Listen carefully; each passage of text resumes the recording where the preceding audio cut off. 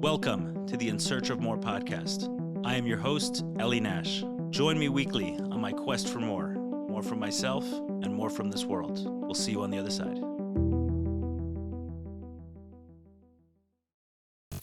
All right, welcome, Fitz. I'm sitting here with Fitz Rabin, professional coach, and Maisha Khanin put me in a virtual headlock. A spiritual headlock. That's a spiritual great. headlock. It's like you have to talk to Fitz, but it wasn't like I have to talk about it from a place of force, from a place of curiosity. You know what I mean? Beautiful. Meaning, I'm telling you want to sit down with Fitz. So I'm like, okay, good. So we had a brief conversation probably 6 or 8 months ago or something. A while ago, yeah. A while back. When we scheduled this. Mm-hmm. And here we are. I prepared literally up okay. until the last minute. Nice. I did mikvah right before you came, as did you. What did you think about our... that was a great cold plunge. The Arizal's first mikvah. New experience. Is that what it's like, the Arizal's mikvah? Is it that cold? I don't think it's this cold, no. I've never been to Israel. I was in the Arizal's mikvah. So I've never been to the Arizal's mikvah, but that was a great new experience. What do you think about it? So we did a little ice plunge, a 45-degree bath. Whew. Well, first of all, like I told you, I'm an experience junkie, so a new experience is always welcome for me, no matter what it is. Just the novelty of it and the newness of it is welcome. Yeah, there's something. I think just like feeling like the fingers and the toes getting so cold, feeling like they're gonna really freeze, and like having to make that decision. Like, do I use mind over body, and just stay and trust? Yeah. As you said to me, like, you're not gonna freeze, you're not gonna trust my host, like, versus jumping out. I think that's also that's definitely a significant aspect of it. As you can hear, the physical part of it is like the least exciting to me. Right. Do I feel refreshed, like a new person? I mean, I can feel it in my skin. I feel it in my body. It's interesting, but definitely the inner processes are more. Oh, you're saying like the challenge of that I sat there and I'm like, oh, he said, so now you got to deal with the pain. Okay, you can handle a little pain. Like all of this is what's significant to me about the experience. But it was cool. It is refreshing, and it's interesting coming out and feeling the heat, your body heating back up. Yeah, exactly. That's very interesting. Yeah, I think if I understood correctly from something I once read, it raises your body temperature because your body is fighting to get warmer. So because of it, right. And then you end up, after that whole process is done, you end up a degree or two warmer. Maybe that's why you were feeling warm in here. It's possible. Yeah, it was. Yeah, it was when we sat down. I was saying that, but yeah, it's something special. You might get addicted. I just want to say this is very significant to me, Eli, because we were in yeshiva together in Montreal. There's something very significant and symbolic about me and you sitting over here together, you and I should say, because we were in yeshiva together, and there's not even I mean, I am one of the most judgmental people I know. I work on it. I deal with it. But you have a lot of opinions. Well, it's not just opinions. I mean, I have a proclivity to just being very harsh in my judgment of people and passing judgment on them, and all this stuff. And which, of course, is all expression of insecurity, and we can get into all the psychoanalysis of it. But I'm just saying, like, it's not even a question. Like, I judged you top to bottom in yeshiva, as if I was some big saint, as if I had something going for me. That's the ridiculous part. Eventually, I had to come to terms with myself and confront myself and say, you judge everyone, but like, look at you, But I think it's for me, it's significant and meaningful. Like, to be here today, I hold you as a beautiful person. I hold myself as a beautiful person. I don't have the one up, one down context, and it's really special. I think it's really, really special. We've each gone our own path and had our own journey, our own discovery, but it's something very special to kind of come back around. It's healing. The time in yeshiva for me was really devastating, to be honest. How many years were you in Montreal? I was 3 years in Montreal. Okay, I was there 2 years. I mean, I came in already like in bad shape, and there was nothing about the experience that rectified any of that. So How old are you now? You're 39, 40? I'm 37, about to turn 38. You were younger than me when I was? I think I was 1 year younger than you. Okay, so you had a brother older than me. Okay, fine. So so I was there, Shir Aleph and Shir Gimel. When I was in Shir Gimel, I was in Shir Beis. It was the first year in the new building. Okay, yeah. Yeah, I think the first full year in the new building. Right. Right, the year We before was like moved a in partial towards year. the end or something? I think I the don't year think before so. it's I think partial. we were in Maybe. the old Okay. building to the end. Yeah. But anyway, so I just wanted to mention, it's like, just name that, it's Okay. Fine. Did the judgment stop there? Or did it continue past? No, I'm kidding. of you. Oh, I don't know when it does. I mean, you're just a part of the whole rest of the world that I was Right. judging too. You know what I mean? Like, it, it's it's just a coping mechanism, right? Right. It's a way of trying to survive. So let's talk about judgment, because I wonder about judgment actually. I wonder because there's some people say, "Oh, don't judge me." What do you mean? But aren't we meant to judge a little bit sometimes? Like I think so.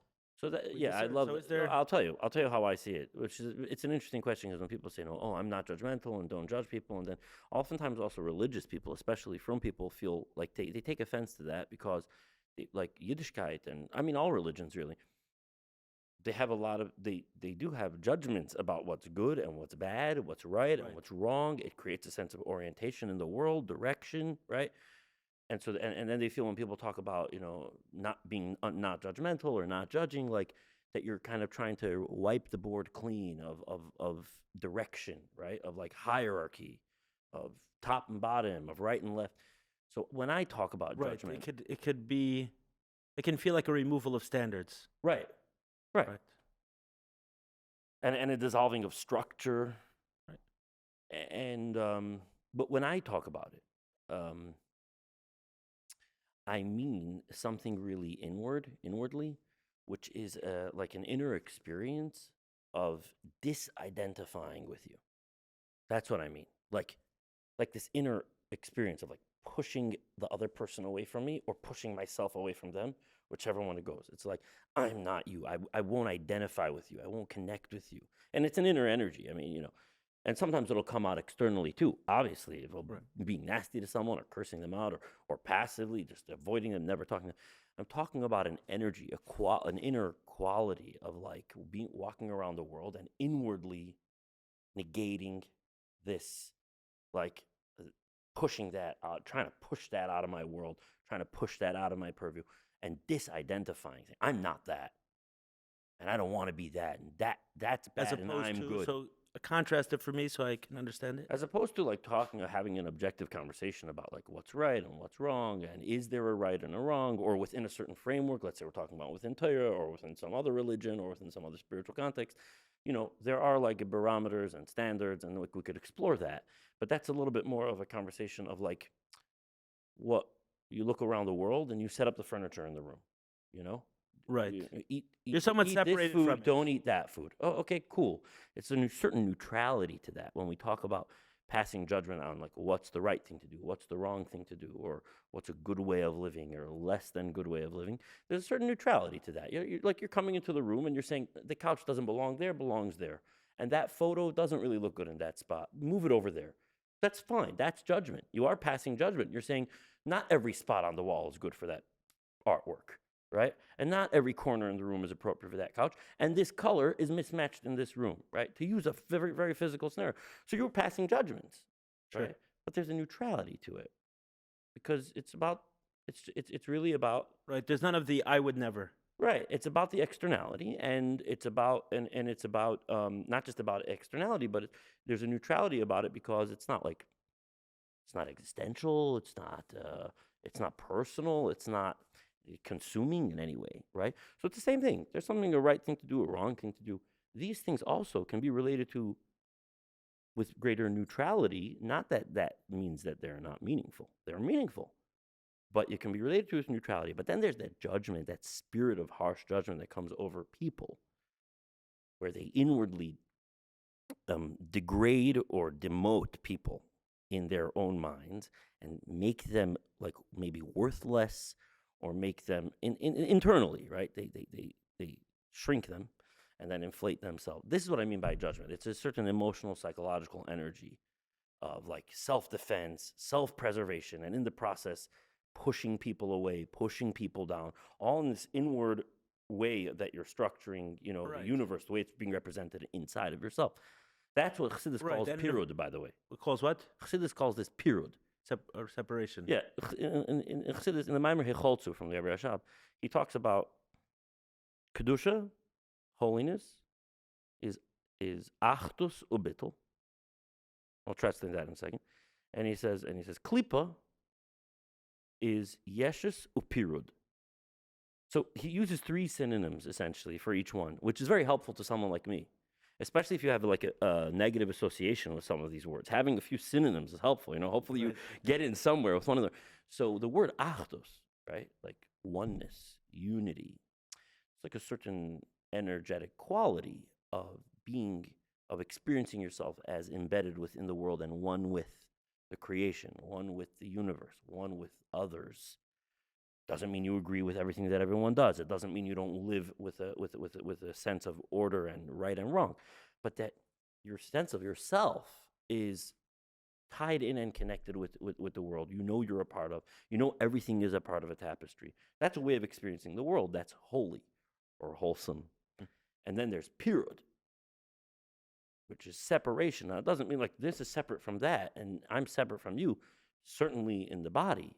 But we're talking about an inner quality of like separation, like.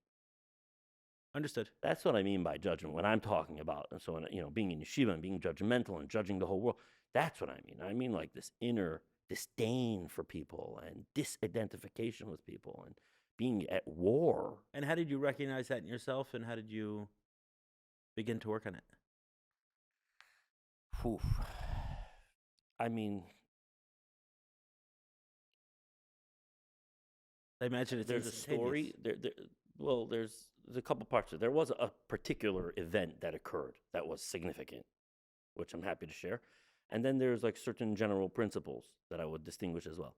The story, first of all, just before I get to the story, essentially the answer is self-confrontation. And this is something that, in my experience, many people, I can't say most because I don't know, I don't have such data, right? But like many people in my experience really don't have much of a prowess in this like self-confrontation.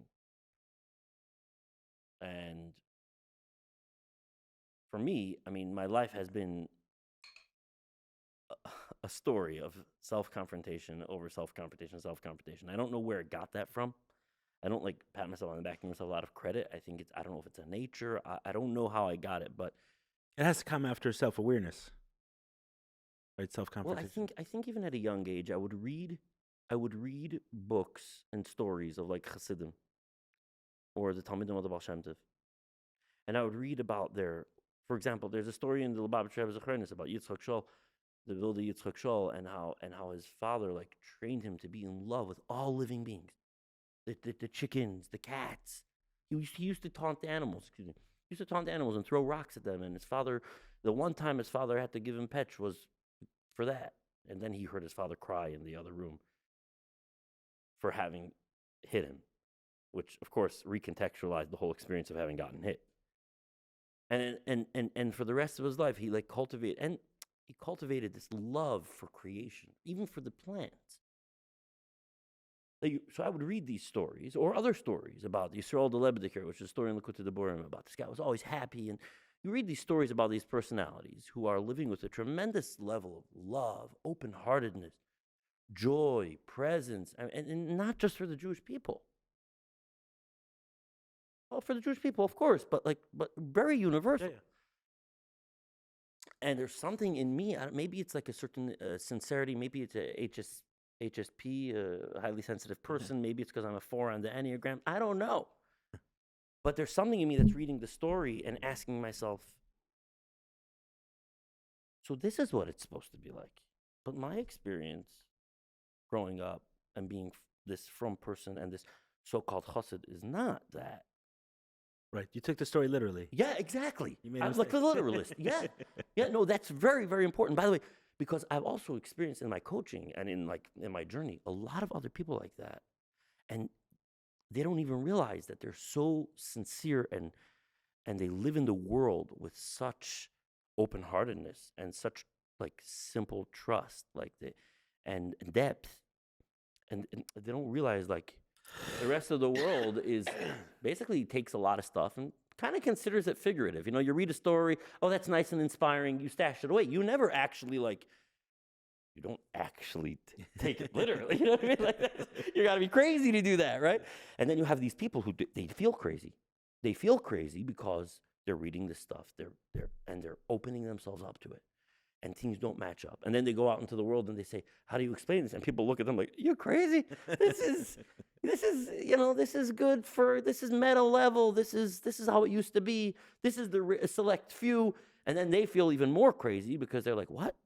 So, but the book says, it's this vicious cycle of really deeper people, and people have a potential for great leadership and inspiration, but there's no one there like fanning their flames for that, and they struggle a lot. So yeah, it's taking it literally. So I would like self-confront and be like, I'm officially like a Lubavitcher chassid, but like, look at me, I'm miserable, I'm angry, I'm bitter, I'm judging. Something's not matching up. This whole chassidus thing was supposed to be something not adding up.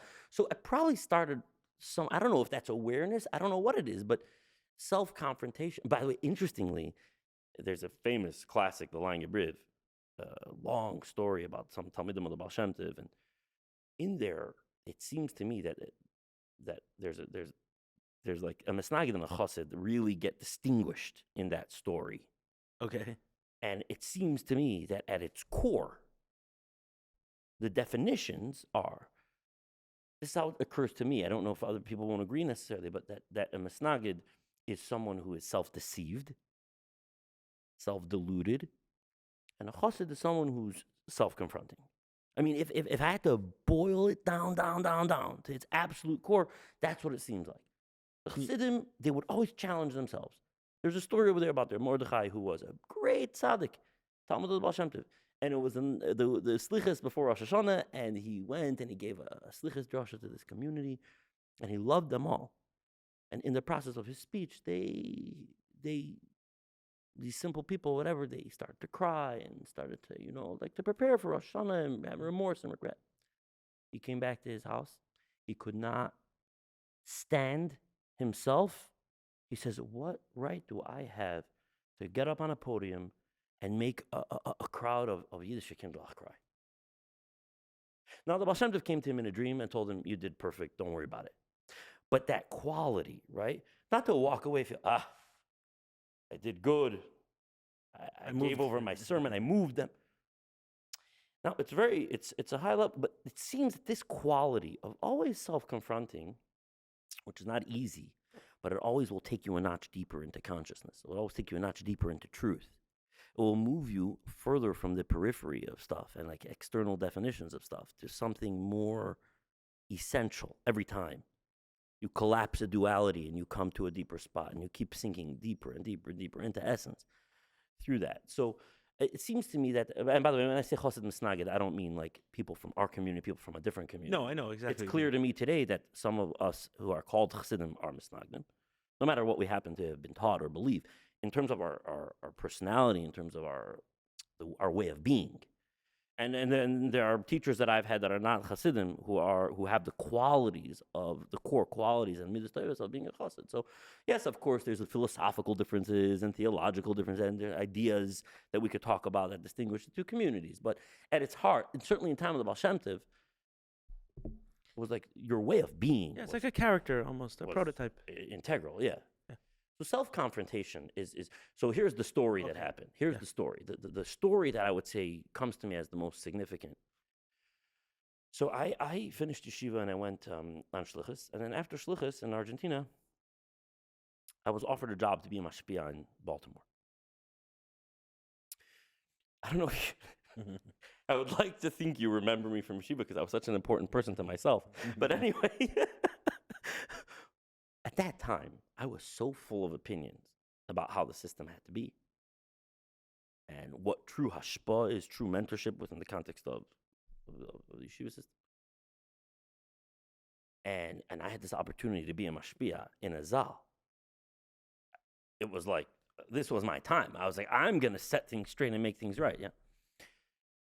But mind you, I was riddled with inner conflict, with judgmentalism, and with all kinds of other uglies that I didn't even have names for at the time. But in my head, I'm fighting a war. Right. And so I do the job for a couple of months. And after a couple of months, I was at a Farbrengen, and I did something disrespectful to one of my employers. I rationalized it to myself. I didn't like him. I justified it in my own mind. But he was slighted.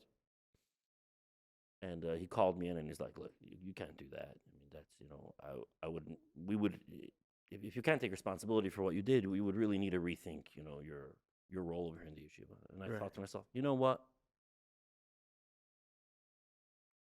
I'm getting out of here. I'm going. Good riddance to you. And so I left. And I left. And, but, I mean, it's pretty obvious to anyone who's listening that this is just an expression of volatility and instability and immaturity, obviously. I left.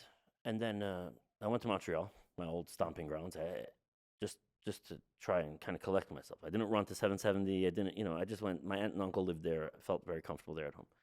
And I began to confront myself. And I said, Fitz, something doesn't add up over here. You had the opportunity of a lifetime that, according to you, according to your, Right. This was your chance. How'd you let it slip through your fingers after 2 months? And I could have easily said, nah, but that guy's a numbskull and whatever, and it was his fault, and I didn't like him, and that I couldn't. There was something in me that said, no. You had your chance to be a mashpia Azal. You're railing about the mashpiyim for years. Like, you arrived. You couldn't figure out how to, and I had to deal with me. I had to look at me in the mirror. And that began a new trajectory of maturing, really, and healing, ultimately, in my life. It went from there to, I began to confront myself about the fact that I would judge everyone who davened after Chatzos. And I said to myself, Fitz, you yourself sometimes don't even daven. I'm talking about back then. Right.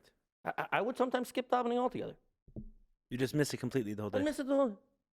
Who are you? What is going on with you? But you wouldn't do it feel after so Chatzos. strongly and passionately about these guys davening after Chatzos because the Shulchan Aruch says you're not allowed to. But you yourself would sometimes even miss davening. So what is going on over here? How do you square this circle? Again, I could have done what I hear a lot of other people do, which is, okay, listen, it happens sometimes. You miss a davening, whatever. You're not perfect, but this is what I hear a lot of people do. It's a normal way of thinking. It's taken me a long time to learn that it's a normal way of thinking. I've been trying to learn the normal way for a long time, but I didn't. I'm like, no, something. Saying normal, not optimal. No. And so then I started to go to the Zal in Montreal and put on my tefillin after Chatzos in public on purpose. Just to humble myself, just to get off that high horse and be like, you know what, Fitz? You're really full of it. You're going to go do that exact thing that you've been judging other people for. And you're going to have people see you. And they may come over to you and say, what are you doing? And some of them may even say, wait, you're the one that's so against. Yeah, and you're going to have to absorb that. So that's like an incident that's significant, but that's really the principle. So you call it judgmentalism, and this any feeling of superiority or any feeling of disassociation or disconnection or an energetic roadblock that you put up between yourself and someone else. In my universe, I've got to ask myself, what is this? This is period. This has the energy of period. What is this? What is this? And it's always easier to justify it and be like, well, what do you mean they're doing the wrong? I'll give you an example of self-confrontation. Yeah. Sometimes I would think to myself, I'm going to be blunt. So there's a so-called Eruv now in Brooklyn, in Crown Heights. And there are rabbis who have certified it. I don't use it. But it's there, and people use it. So now a guy like me walking the street, and all of a sudden you see that woman pushing the stroller. the first thing that arises is a certain defensive inner posture, like some judgment, some disidentification, something's unsafe here, and I need to brace myself for, protect myself from. And right away, the egoic mind starts to put that person into a category, and me, and they're a little worse, I'm a little better. Something's got to happen over here. And at a certain point, I started to think to myself, I don't understand, Fitz, explain something. You really, really care about Shabbos? You really care about Shabbos? Then how does it come to pass that sometimes you have a habit to pick your beard and you pull out a hair on Shabbos?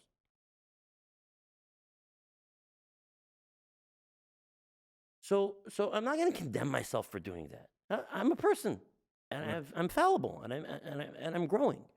But I can't, in good faith, keep telling myself the story that my reaction to seeing someone pushing a stroller on Shabbos. Right. It's hard. By the way, relying on Rabbanim who have approved the Eruv. Right. No less, right? Okay. But let's even say I see someone smoking on Shabbos. Let's go even further. I see someone smoking on Shabbos. And I have an immediate visceral reaction. What is that?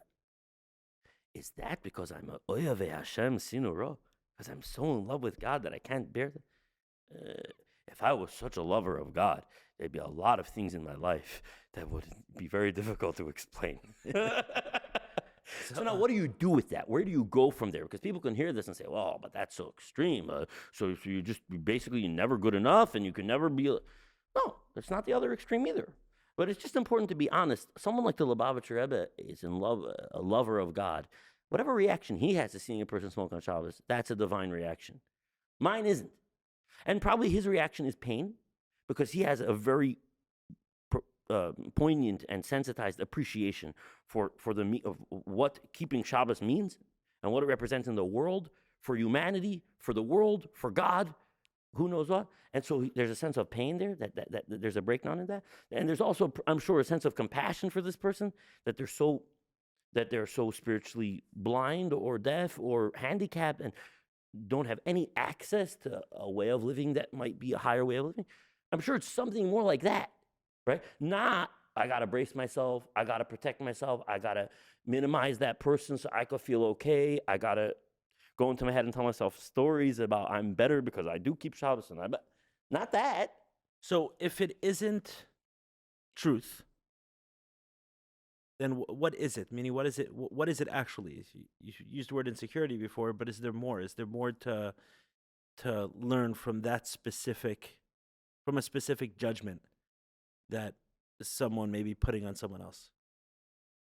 Meaning, I understand the general idea that someone who's being judgmental, number one, you said it's unholy, but number two, you also reference that there could be an insecurity going on. Most likely is. They're protecting themselves. But what is there something specific about this? When you're scanning and you're seeing Shabbos, then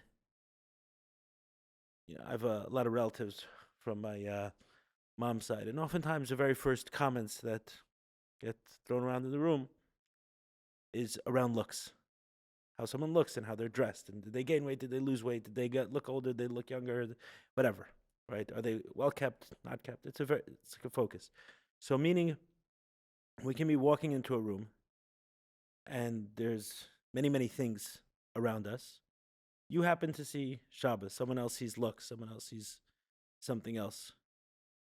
Is there something through this process you've been able to pull out about the specific areas that we focus on the judgment, or are they? Oh, that's very interesting. I can't answer that definitively, but I'll give you a surmisation that I have. I think that the areas that matter to us most, deep down, and that are, and which we have not yet brought to full fruition the way we would really, truly love them most to be, are probably the areas where we'll be most brittle and vulnerable to judgmentalism. The areas that matter to us for good reasons or negative reasons? Either one. Either one. Either one. They just matter to us. For whatever reason, something is super important to someone. They really want something. And sometimes they know that consciously. It's like explicit in their awareness that they want that. And sometimes it's not. Sometimes they can't even access that they want that because they're so full of clutter, but they want that. I think so. For me, for example, I would love to have a absolutely wholesome relationship with Yiddishkeit with zero conflict. I would love to experience Yiddishkeit as a Lubavitcher Rebbe did. That's important. I would love that. I can't tell you why, but I would love that. So, or if someone else wants money, or someone else really, really wants Oh, I to got be it. in Then shape. they'll focus on. If someone really, really wants something for themselves, and they don't have it.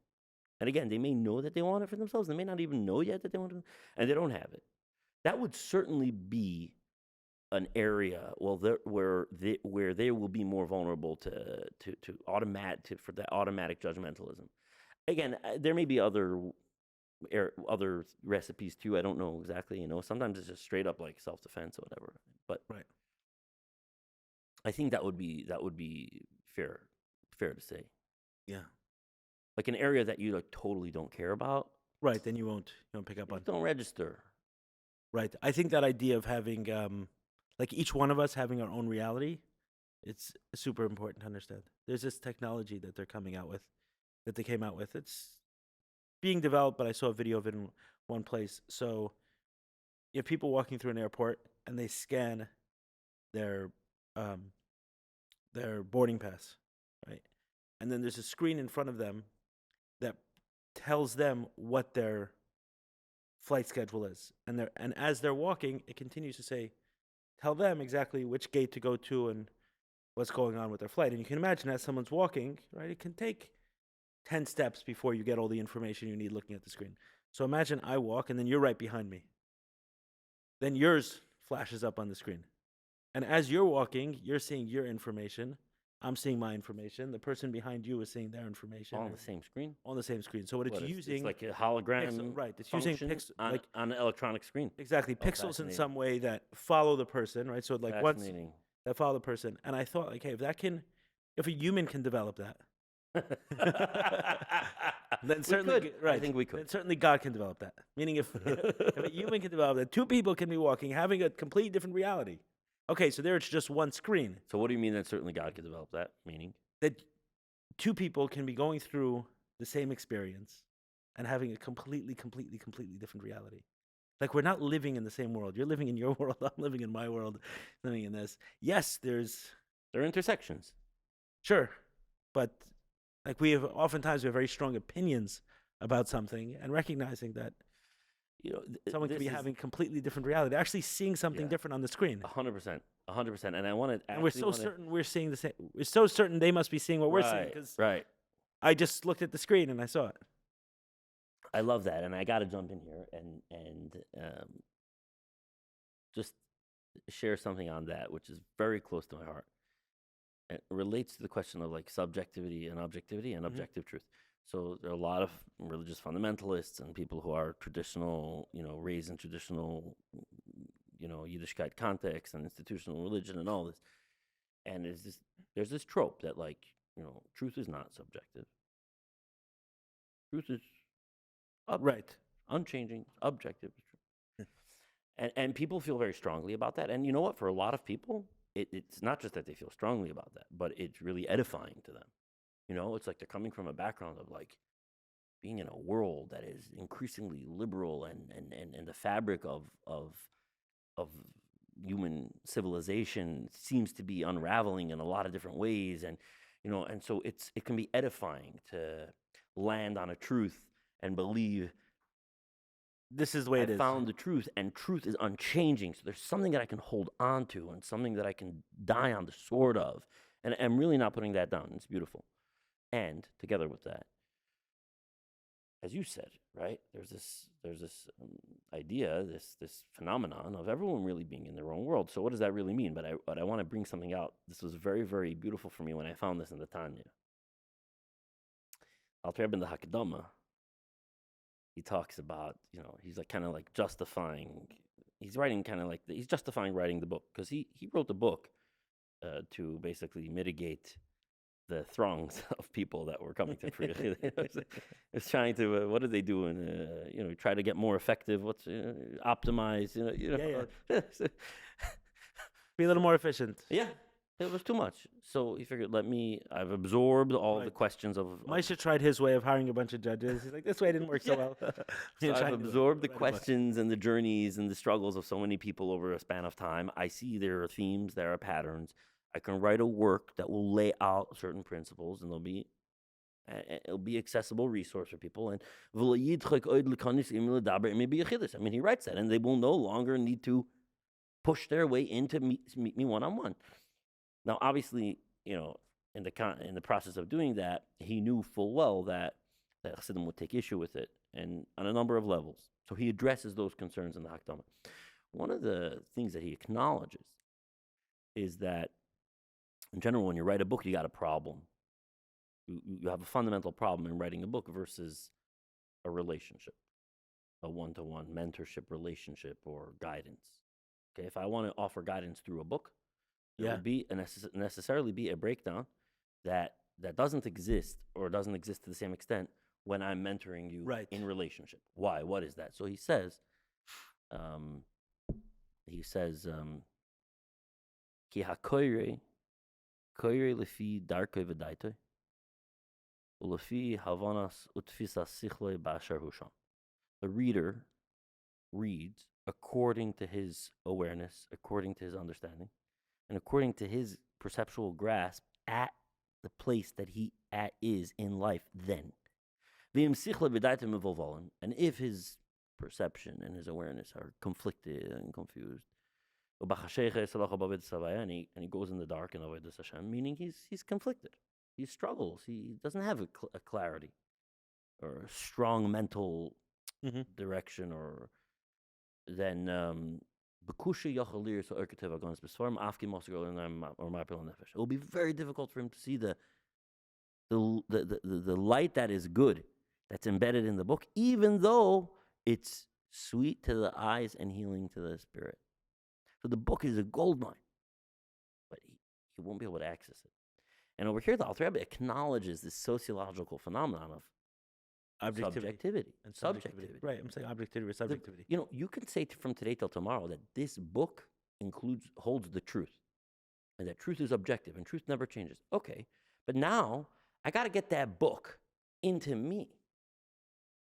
Right. Now whatever's in there has got to penetrate this and got to get metabolized in here. That's a very complex process. It's got to make its way through all of the defenses, all of the filters, all of the associations, all of the conditioning. So, is truth objective? Maybe, but that not really terribly helpful. Right. Because I'm subjective. I'm me. And now somehow the truth has to penetrate and permeate me, my meanness.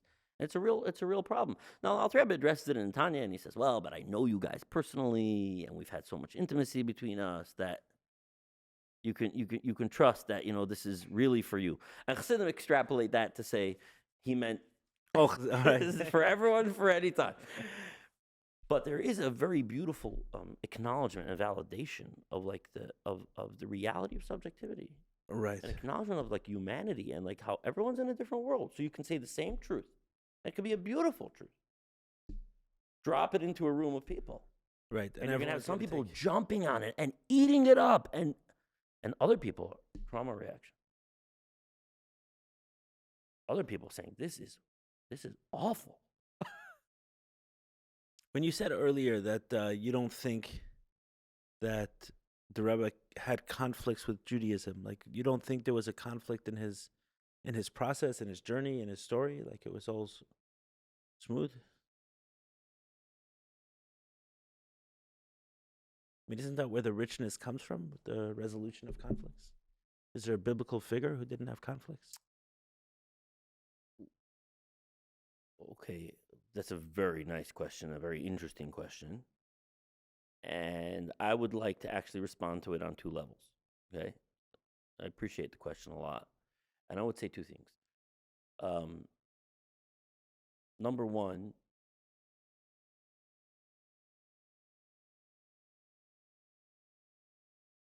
is that I think that the Rebbe talks about Torah and mitzvahs like it's winning the lottery. You know, David HaMelech says in Tehillim, "Kamoitze sos oneichel imrasecha, kamoitze shalol rov." Which means? I'm so ecstatic over your words, like I found a giant booty. Shalol, like spoils from a war, booty, whatever.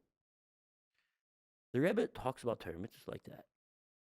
He talks about Torah mitzvahs like, dude, you got piles and piles of money over here. There's some point of view that the Rebbe has, some vantage point that he stands in, where that's how the Torah and the mitzvahs and Yiddishkeit occur to him. It's not like that's what I mean by there isn't a conflict. Like it's not like God trying to control me. I have to submit. Everything about Torah and mitzvahs is like to him. It's like the Shalom Rav. It's like this is the one thing you would want. You know, like how could you not like? So first of all, I think that's a fair assessment. I think everyone agree. Okay, Did he have a personal journey? I mean, we all have a great big deference to the Rebbe, the tzaddik, the leader of the generation. Not really my business to mix in. I have heard from some of my teachers that yes, that what? That the Rebbe had his struggles that he overcame, and that's what makes him so special. One of my teachers told me, "You kidding me? When if you don't acknowledge that, then you don't." You never truly appreciate the contribution that the Rebbe made. If you don't appreciate how hard he had to work, for example, just to put out Likutei Sichos, to learn the way he did, to penetrate, you know, the studies the way he did, to teach the way he did, to get to where he got to, like. And what makes him special? Yeah. So and it is a controversial position. I mean, the teachers who have told me this, right? That's why I'm not saying their names. They've said. My colleagues don't agree with me. They say no. The Rebbe is angelic. The Rebbe is otherworldly entirely. There is no conflict. There is no struggle. There is no such thing. So, but I've definitely received that. No, there were, but that's not my business, to be honest. Right. I find the approach. But that's what I meant when I said. Right. No, I understand. Your answer was very, very clear. But I do find the reason I picked up on it was because I do find it particularly unhelpful and a little bit dangerous for us to have role models that are painted as perfect. It makes it more challenging for us to acknowledge our own humanity and struggle. And even though the struggle may be in a different place, and I'll tell you a story that Y.Y. Jacobson told me once. He said that, which agrees with this teacher, this unnamed teacher, he will say, seems to agree with the unnamed teacher, but doesn't match so well with his opponents, the people who disagree with him. So I think he said a story of the Middle Rebbe where someone came into the Middle Rebbe with a problem, and how exactly it was known to the Hasidim exactly what the problem was. I'm not sure if it was in public he said it or the Rebbe shared it with someone and then it became known. But he struggled that he had a sexual attraction to dead people, and whether it was yes. Go ahead. Remember the story? Yeah, necrophilia. I think it's called. Necrophilia. It's called. Yeah. So. And whether that was acted on or not acted on. So he brought it to the Middle Rebbe. And the way I recall the story from Y.Y. Jacobson, and it was on a public discussion we had. So if anyone wants to go back there and reference it, probably about 9 hours or 10 hours of our public discussion. So they may have to wade through stuff, but hopefully all of it's valuable. In any case, the Middle Rebbe went to his room and he asked Chassidim, "Don't bother me. Like even if whatever you hear, don't bother me." Apparently there was twisting, turning, banging, throwing, whatever. You know, it was it went through a journey of his own. Eventually, after I don't know, hours or days, whatever it was, he finally came out, sat with the individual, and was able to provide him with something. And when he was asked about this bizarre sequence of events, he said that he understands that when someone comes to him to help, which this goes very well with your concept of non-judgmental, when someone comes for his help, then the only way he can help him is if he recognizes the same problem in himself, either having like him having resolved the same problem in himself and then offering that solution to someone else. And while problems don't necessarily, the same problem can manifest in many different ways. It doesn't have to be that exact same problem and expression of that. For him, he couldn't find this, he said. Where is this energy inside me? Where is this association? How can I help this person? But obviously, if Hashem is sending him to me, then I have the answer. So a little self-confrontation is necessary. There's something about me that I am unaware of because I don't see this problem or solution inside me. And then after his wrestling match with himself, he came to the realization that sometimes when he's talking, he'll keep talking even if the person is not completely listening. And he says that's feeding off a dead person. Just a little bit. I'm getting the energy of talking to someone when the person is not fully present. He's not fully alive to me. And I'll do it anyway because I'm a teacher. You know? So, and he said when he finally found it and recognized it and saw that he himself struggles with the same thing, obviously a completely different manifestation of the same thing, then he had the opportunity to help this person and, you know, whatever guidance, advice, or anything else he shared. So, and the reason why I'm focused on this and I'm honing in on this is because I think the opposite is very, very destructive for us. I feel like I was hurt and I've watched others hurt by this idea that somehow our role models were perfect. I would have had a much easier life if it was clear to me that they struggled too, and that the struggle is a good thing, and what's respected is the overcoming of struggle. Okay, so I'm going to, at first, I really appreciate you sharing all of that, but I'm going to disagree a little bit with you. Good. And maybe challenge you. Good. But I love everything that you shared. And more than anything else, I get how harmful and devastating and alienating and unhelpful it could be. Because to be honest, I had that issue for a long time with the Torah. And with the Torah, it's even more complex because the Torah clearly says struggles that were overcome. But then your teachers tell you, no, it doesn't mean that. Right, Yehuda didn't truly Yosef sleep. HaTzadik was going to Be'esh, and he overcame. And then the teachers say, no, it's a different thing. And you're like, right. But with the Rebbe, you don't have that. They just tell you straight up, this is an unhuman human. Okay. With the Tanakh, it's even more psychologically convoluting when you're told. What's the pasuk? Ain't something yetzim lepshutai. I know, but so then it could be an experience of being spoken to from both sides of the mouth. The Shvatim selling Yosef. You're like, what is this? So that's really wrecks with a person. So I do appreciate that, but I want to challenge you on a couple things. First of all, I want to just say that on a certain level, I feel like the story of the Mittler Rebbe is proof against you. And let me say why. First of all, as far as I remember the story, the Mittler Rebbe did not find it in what you said. It was that he remembered that the Gabbai once came into his room and said, the Rebbetzin needs to go shopping and there's no money. And the Mittler Rebbe gave a krecht. What's the connection? On the coins in that time, there was an image of a princess or a queen or whatever, maybe who was not alive anymore. So the Mittler Rebbe identified within himself that krecht was like a certain descent into the world of money, and you know, with that dead person being imprinted on the coin. So that was the spiritual corollary of the necrophilia that he found within himself, that he had descended into death somehow, in some way. It allowed his energy to be put over there and whatever. Now, whether it was this or that, one thing is very obvious.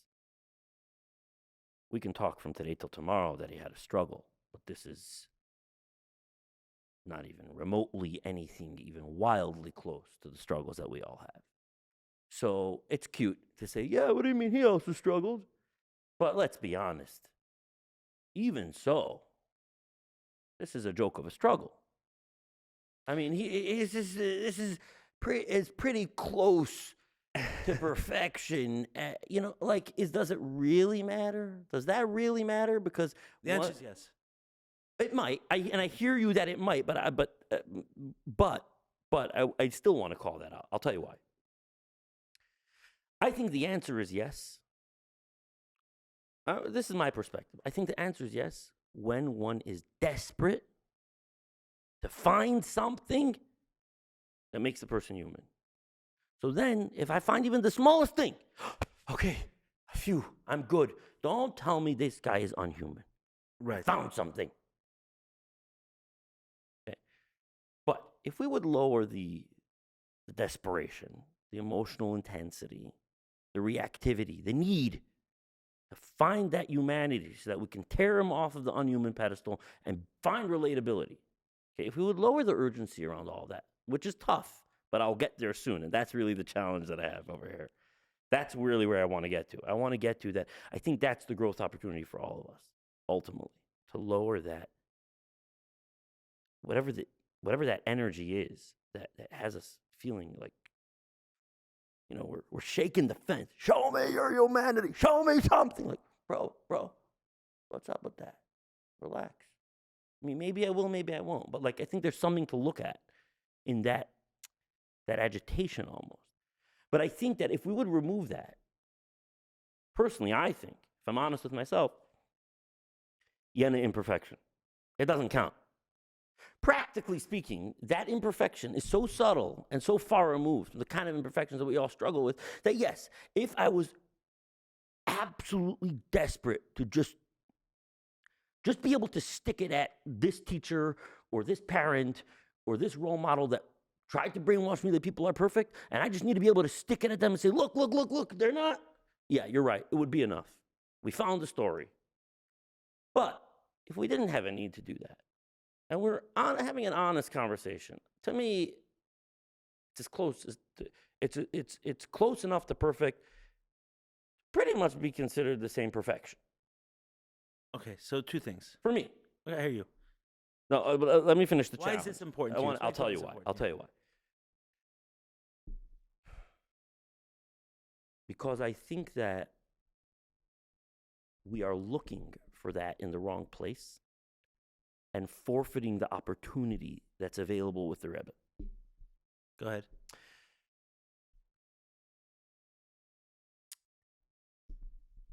I know I'm saying some radical stuff here, and I have never articulated this before, so it may come out a little choppy. But I think that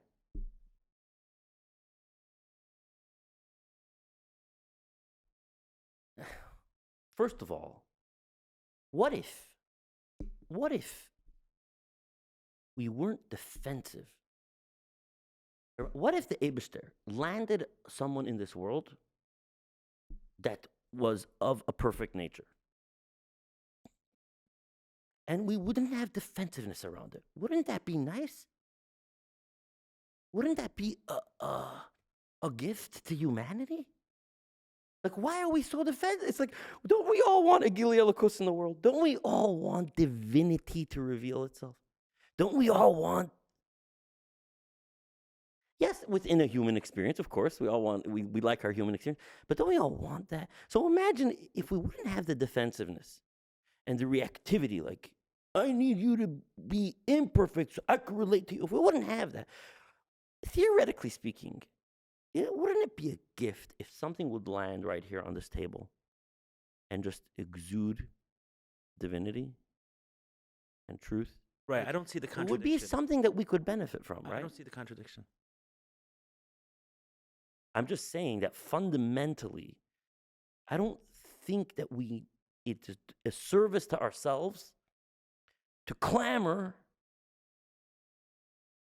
that we need the Rebbe, for example, to be human. Like, why? Why can't you appreciate the gift of him being unhuman? Why can't you trust that he's there for you in his unhumanity and you can avail yourself of that to whatever extent? Like, what's the problem with that? I'll tell you why. Now, by the way, I happen to agree with you that the Rebbe, he wasn't in flesh and blood. He was a Yulud Isha. And I happen to agree that I'm sure there were things that he had to overcome and struggles that he had. It's not even a question to me. I don't think I want to get into the specifics of that conversation. Certainly not in public, and I don't think if it's necessarily even appropriate just out of respect or reverence for a teacher of that caliber. But I agree with you on that front. But I'm just challenging the. Okay, so I'll explain to you why. All right. Okay, so I hear the point. Explain to you. First of all, just a side note is that you can't use a story that I shared, change a story, and then say it disproves my point. But Meaning, I think even if you're even Right, according to but- your story, I think the imperfection is so. it's true. It's true. I agree. If someone came over to me and said, "Fitz, I'm going to show you that I'm imperfect. Look, see that hair? It's out of place." I'd slap him in the face. Okay, so for a while I was into CrossFit, and wherever I would travel, I would try to find a local CrossFit gym. Okay, so I went to I was in Canada. I found a local CrossFit gym, and this gym was interesting in that it had professional weightlifting inside a CrossFit gym.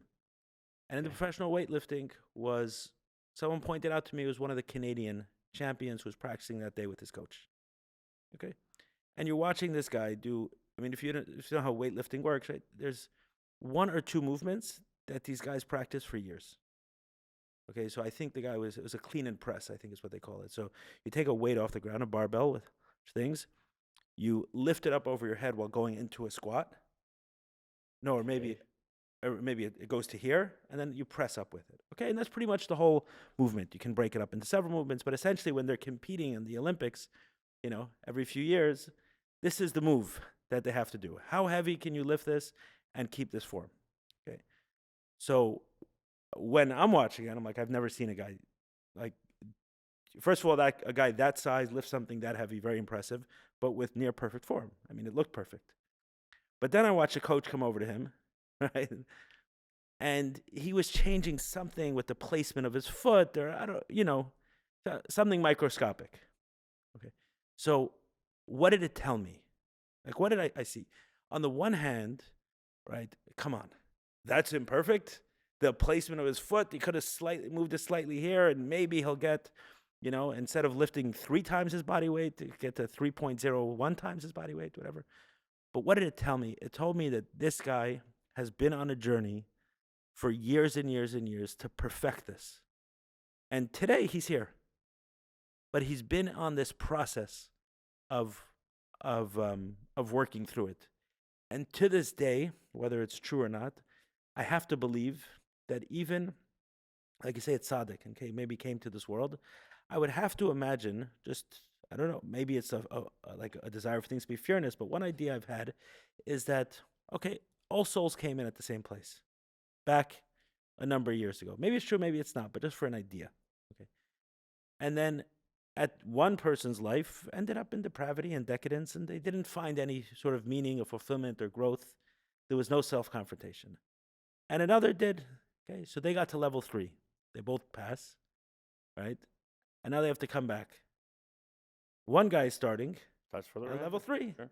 The other guy's got to deal with not only the fact that he was at 0, but now the problems that he had from the previous lifetime where he slipped up and made a mess of things, right? And on we go. And then you have one soul which has continuously progressed and continuously has affected things. And then at some point in time, they've like... Radiating. Yeah, there's this, it comes back again, and it's got this amazing power. But the point is not so much about the Rebbe. It's nothing to do with the Rebbe. Nothing to do. I didn't meet him enough to be influenced directly by that one way or another, and I met him at a young age.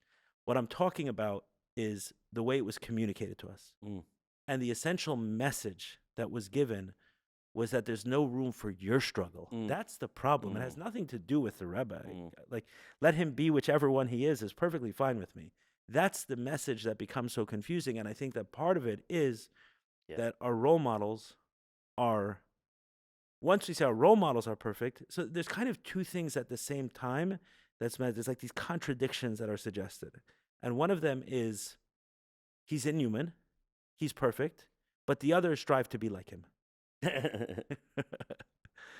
So That's that I right. accept fully. I'm totally aligned. Yeah. So that's where it gets a little bit. I'm totally right. aligned. That's where it gets a little bit I dicey. appreciate that. So I'm very passionate about Yes.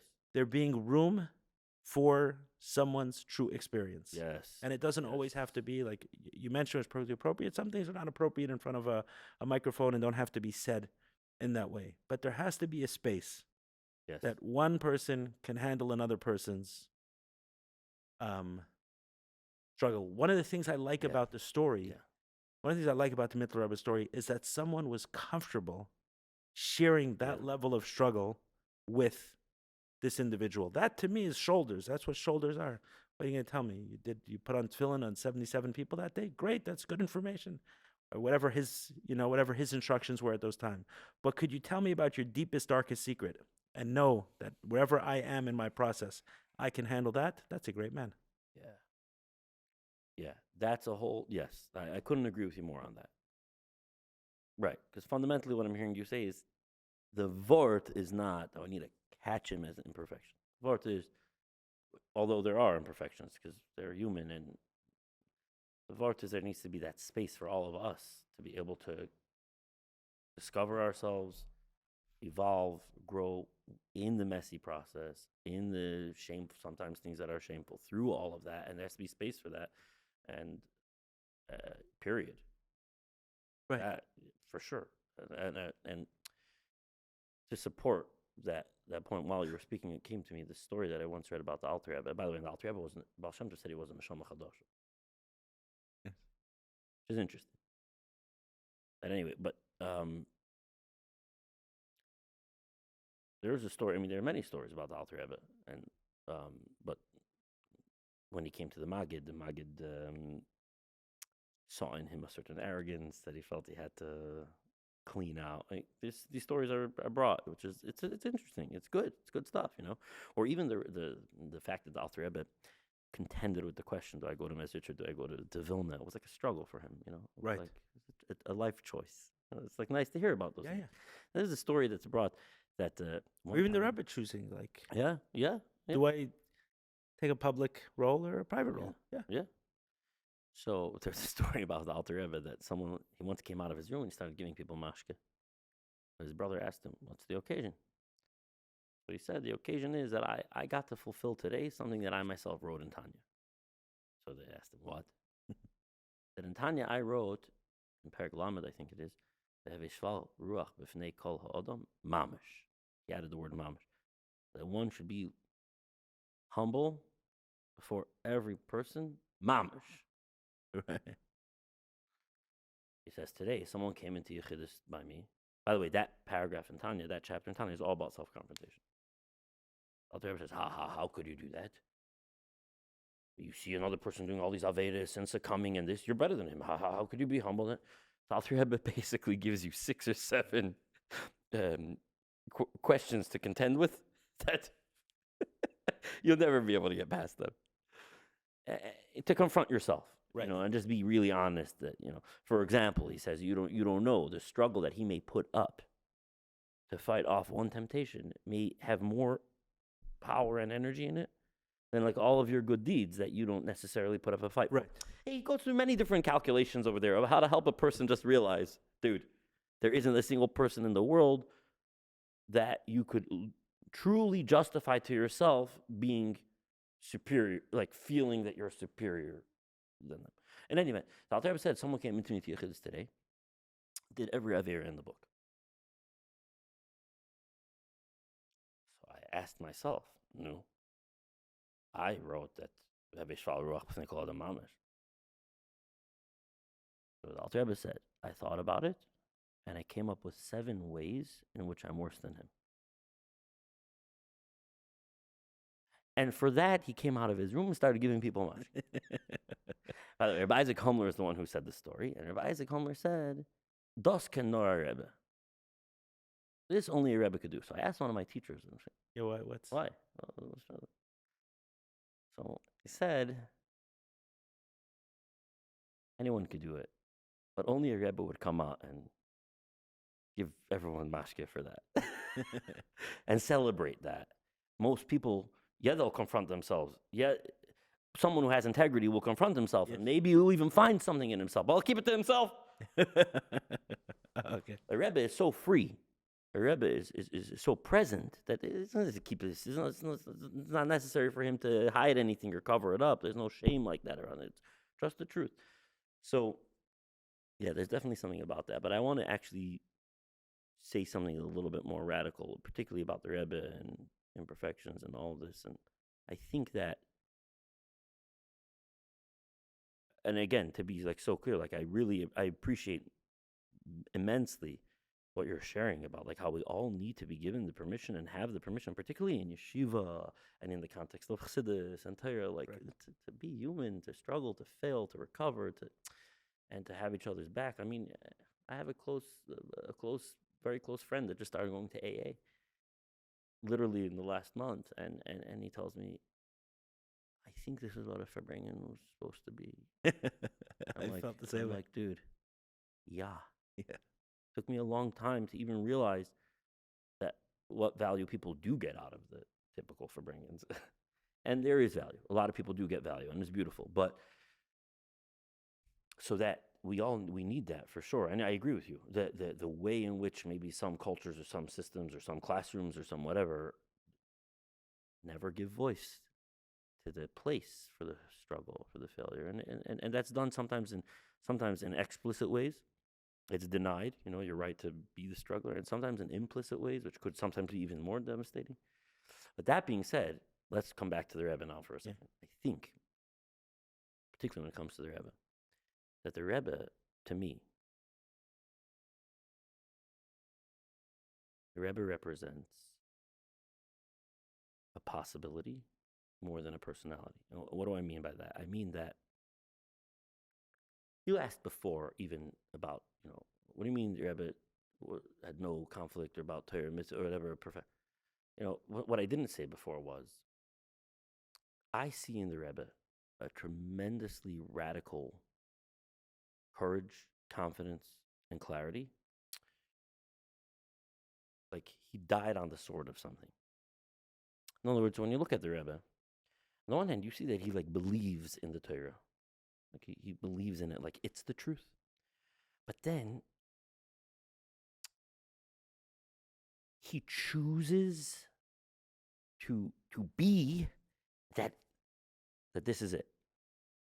There is a subjective choice. For example, the Torah says, Eretz Asher Eini Hashem Elokecha Ba Mereishis Shana V'Adachar Shana, right? Eretz Yisrael is the place, the eyes of God around it. Everyone believes in that pasuk because it's in the Torah. Don't we all believe in it? Right. The Rebbe, with a straight face, tells you, go. While Scud missiles are falling, the safest place in the world. Torah says so. Now, what's happening here? No one else does that. Everyone believes in the Torah. No one else does that. What are we looking at when we see that? Or the Rebbe does this all the time. He'll pull out a pasuk from the Torah, Maimer Chazal, and he'll speak of it as if, hello, reality is right here in front of you. Now, we all believe in the Torah. Even Gedolei Yisrael, great Jewish leader. But the Rebbe has a different way of being with believing in the Torah. It's like, there's a way to choose that something is the way it is, even though it already is that way. See, objectively, you're there, but in a certain way, when I relate to your presence in that chair as an objective truth, it victimizes me. Like, I'm stuck. Here's the circumstance. Here's the truth. Eli Nash is sitting there right now.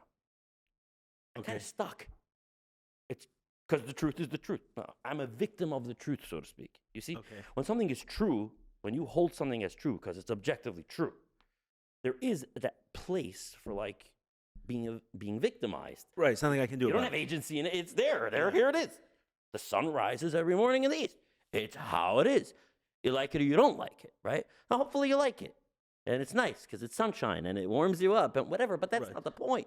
The point is anytime your orientation to the truth of something is that it's true, there is a gap and there's a place for a yanikul chitzonim and a klipa of victimization or or some struggle or some conflict.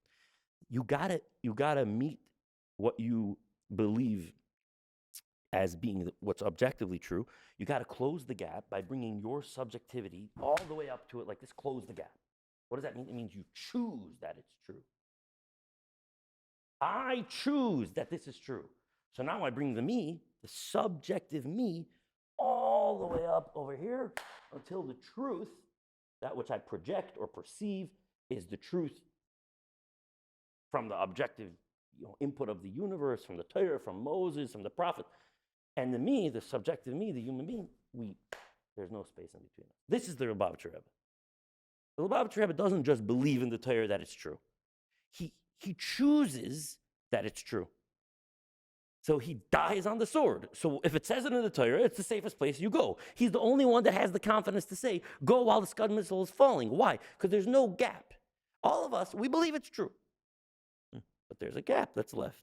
So then when the Scud missiles fall, it's like they're falling, and now you're too scared to run across the field to the truth, right? See, you kind of hold it a little. Yeah, I believe, but I don't. But what about this? And you're rational. But Torah says that don't put yourself in danger. There's all kinds of different ways. The Rebbe, that doesn't exist. Why not? Because the Rebbe is the one being in the world that I've ever seen across paths that has taken his subjectivity, his humanity, and he's chosen that it's the truth. So now when you come to him and say, should I go? He's not just telling you, yeah, you should go because it says in the book you should go, and I believe the book is the truth. He's not speaking about something out there. Right. He simultaneously has chosen that it's the truth. And so with him, so with him, there's no, where would be the gap? The Torah says it's true. I've chosen fully that what the Torah says is so is so. So there is no other options on my menu. So you refer to this as he represents possibility. So why is this so why is this idea so life-changing for you? This is what I'm getting at. So forget about the Rebbe being a perfect person. This is what I see in the Rebbe, okay? The possibility of choosing radical choice of the truth. In our case, let's say it's of the Torah, and what is created through that, okay? Like, look at what he generated. Look at what he created from being that way. And that is really what's available for each and every one of us. Each and every one of us can make that radically subjective choice to close the gap between that self and something that we believe is true or believe in as true or whatever. And it takes tremendous courage because you got nothing to fall back on. Right. Because it's the subjectivity we're talking about. So you're not doing it because you have proofs, because you have evidence. You're naked. It's just you. And your radical choice. And you bring the full weight of who you are and that you are to bear on this thing. And you close the gap. You become a force in the world. You become a force. There's no, because at least to the degree of that, in whatever context we're talking about, there's no gap. There's no doubt. There's no conflict. There's no uncertainty. There's no room for anything. You become a force. You become a reliable force. That relationship with Torah and mitzvahs, for example, is the Rebbe did that and was that for all of us to copy-paste. It's an opportunity for us to all be the Rebbe. To close that in gap. That same process, yes. Of closing the there gap. was a process that he engaged in that had him be who he was. And it's on full display. So make it practical for me with something in your life that changes as a result of this idea. Well, because we're here in Florida, we're not in Israel. So yeah, okay, great. So Yutas Kislev is coming up, for example. Yep. For a long time, I had no idea about. I'll bring out an example in Torah and mitzvahs, but then I'll extrapolate it to things. For a long time, I didn't necessarily understand what's the significance, the meaning. There's a lot of abusive experiences associated with all this stuff. But at a certain point in my life, Hasidus, Chabad, or Yutas Kislev, all of it. At a certain point in my life, I made a decision that I would celebrate Yutas Kislev, and it's a big thing for me. I always do a big party and invite people in, as if I know what it's about. And I haven't, for most of my life, had no clue what it was about. But there's such liberation in that. Like, you make a choice to die on the sword of something because you believe it. So you no longer have to live with, I believe it, but what's it all about? There's a lot of struggle that happens in that gap. A lot of conflict that happens in that gap. And one way out of the conflict is try to learn what it's about, try to understand what it's about, and that's a good path. And there's also another path that you can do simultaneously, they're not mutually exclusive, that closes the gap like airtight. Like, you just decide. I identify with Yutas Kislev. Why? I don't know why, because I said so. Because I choose that. There's a freedom and a liberation in that, to not have to rationalize and justify intellectually and have reasons for everything. You could just say, I choose it. I choose to throw a party on Yutas Kislev because I choose to throw a party on Yutas Kislev. You release the power of subjectivity in you. Which before is that jump, common. is there a first step? Like, for example, interesting. Meaning, even if I go to there, like what I was going to say was, if I choose to trust what the Rebbe is saying, right? Because he's the one who said this is, or not he's the one who said. Still not the full measure. But you can choose that. You're meaning at some point you're going to be forced to choose, you're saying. Not forced. But to close the gap. Will close, yes. That's what I mean. To close the gap. Only radical subjective choice closes the gap. No more room for klippas. No more room for doubt, self-doubt, or conflict. It only happens through radical choosing. And now to extrapolate this to other areas, it's like I have a commitment to coming from love. And every interaction in my life is practice to do just that. And I choose love over judgment until love is all that's left. Now, someone asks me why. I could tell you why. But Chassidus talks about this a lot, to the extent that it's because of a why. Right. It's got an Achilles heel here and a vulnerability here, and you just wait until someone outmaneuvers you with a better argument. So now you're living your life. Your flag is never flying at full mast. You're never filling yourself up with who you are and what you're committed to. I have to get my wife to watch this part of it because she often asks me why I love her. I says, because you're my wife. So she says, but why? But why? And I said, but any reason I give you they can change. What if it changes? What if it's not so strong? What if I'm not feeling it? What if I change my mind one day? So I say for no reason and every reason. That's what I say. So you're saying something like that. Exactly. It's a choice. I love you because I love you. Right. Which is, we speak it in language, but it's not really a linear logic. It's a cyclical logic. I love you because I love you is a cyclical logic, right? Where the proof is right. So essentially, cyclical logic is not logic. It's nonlinear, exactly. That's the realm of subjectivity. In the world of objectivity, 1 + 1 = 2. In the linear world, you have this objective conclusions. Subjectivity is the realm of the nonlinear, but there's a potency over there and a power over there to generate change in the world, to release transformation, to bring Mashiach. Right. So forget about this is where I want to just come back to. Like at the end of the day, the Rebbe is yours for the taking. And what he embodied and the way he lived is yours for the taking. Copy, paste it, steal it, be it this much. And you will catalyze colossal changes in consciousness and in society and in the world and in reality. Very interesting concept. I'll tell you what's coming up for me. So I was talking to someone the other week who was struggling with a number of different things, mostly his children going through a lot. He's like, the way he described his problems, like I had like mild anxiety, depression, things like that. He's like, with my kids, I don't know that he saw the link. I do, but with his kids turning into suicidal ideation, possibly more, and a lot of struggle. And he said that recently, like to compound those problems, also been dealing with financial stress, a lot of financial stress. So as we were talking about different things, and actually with his kids, he was doing, like, things were progressing. On that side of things, like the efforts he was making, he was seeing results. But in his business life, and he almost didn't want to talk about that aspect, on it, but I kept going back to it. I felt like it needed things. And he's like, I feel crazy even worrying about it. Like, why am I even worried about it?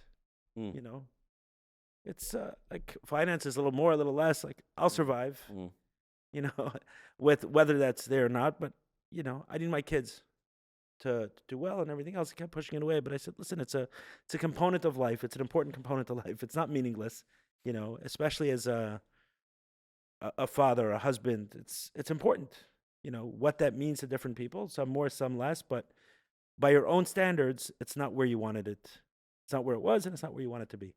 So I shared with him a sikha that changed my mind completely about financial stress. I was going through a very difficult period financially, and I came across a sikha in Parshas Nayach about, the Rebbe says categorically, like, doesn't mince words about it. Financial stress exists in the world for one reason. I believe he may even use language like that. It is to clean us of the not good things and for us to become a vessel for godliness. That's it. That's why it exists.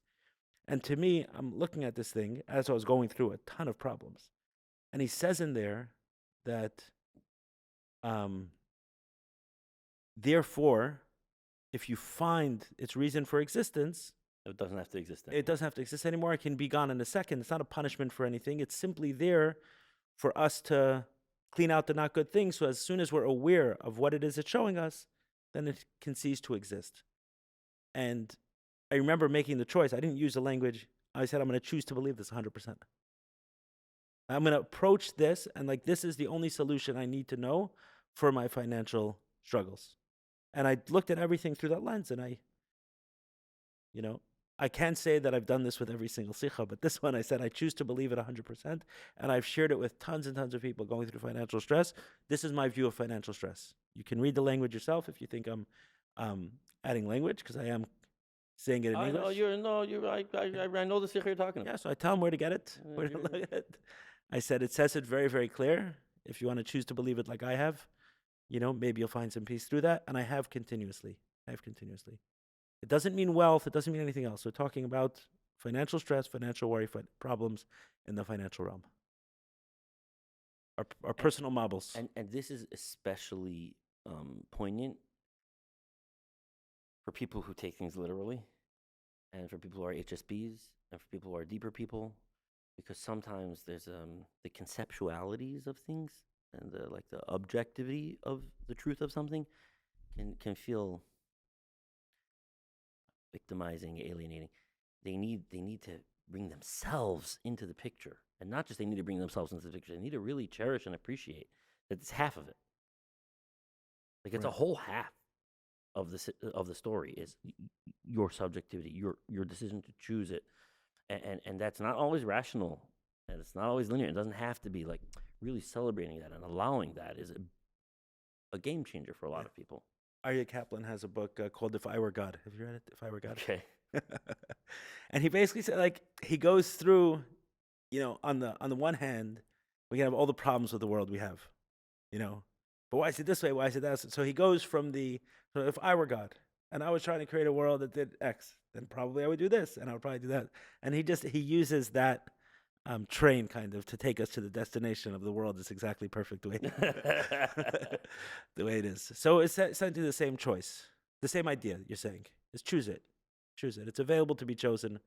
Choose it fully. And there's a power that's released in your internal experience of yourself, and then it ripples out into the world and the change that it can catalyze through that rising up in that radically subjective way and choosing something and trusting it and celebrating it and knowing that's what there is to do. We're here as subjective human beings, and to harness that the power of that. And it works differently than, how do you know? Who says? Where does it say? It's a different track. Right. But there's a way to bring the two together. Chassidus Chabad has a lot of stuff that relates to the intellectual mind, the philosophical mind. But you just look at the Rebbe, and it was just like, and he also brought all of him. And we can all bring all of us. I love my wife because I love my wife. That's an example of it. That's an example. Right.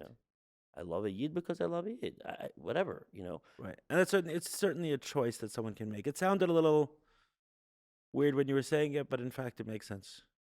Sounds a little weird because I see you use a little different language, and it is a No, little because you're out there. trying It's a little to radical. right. You're trying to use words and logic to explain something that doesn't make sense logically. Right. And and I also want to share before we end. It's important to me to share this. Like 900 days of chitas coming up for me, right? Okay. So there's a lot I can speak about that and what it means to me and what the story was. So 900 days of chitas that you did chitas every single day.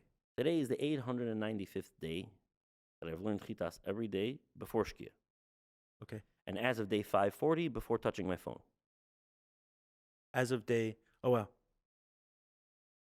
So there's a lot that I can share about it. But this is something that I would wish to communicate to people and invite people into. If you ask me why, I don't know. It's because. And there's great power in that. And liberty in that. And liberty in that. And liberation in that. And joy in that. Now, it's not the whole truth. We can go into the linear mind and we could talk about the whys. But what I'm trying to say is that's not the whole. You know, they say when you come to the court of law, you got to say the truth. The whole truth. The and whole truth and nothing but the truth. There's a whole truth. And this is a big one because a lot of times people are in the why of things. And they're not fully satisfied there. And because like a lot of times, there isn't a full satisfaction there. You got to. It's like a husband and a wife. It's like male and female. Zohar Makabel, Soiv Mamali. It's like you got to bring together the two aspects of duality, the linear and the nonlinear, the why mind, the right mind, the brain, and the left brain. I'm not sure if that parallels exactly in this context. And that's why I say, I don't know why, and I don't need to know why. And we could also talk a little bit about why. You know? Mm-hmm. So there's something so special about that. And I think that it could also be very healing. Because a lot of trauma only happens when there's like an aggressor and a victim, when there's like that duality, right? So I should do chitas. Why? In other words, there's someone telling you should do chitas, and there's you trying to defend yourself or preserve yourself. So you say why, you challenge it, and there's this, the intellectual mind has the question, the answer, right? So the core structure inside of which trauma can happen and like devastation can happen is there. In the I don't know why, just because, there's no two. They're just me. Right.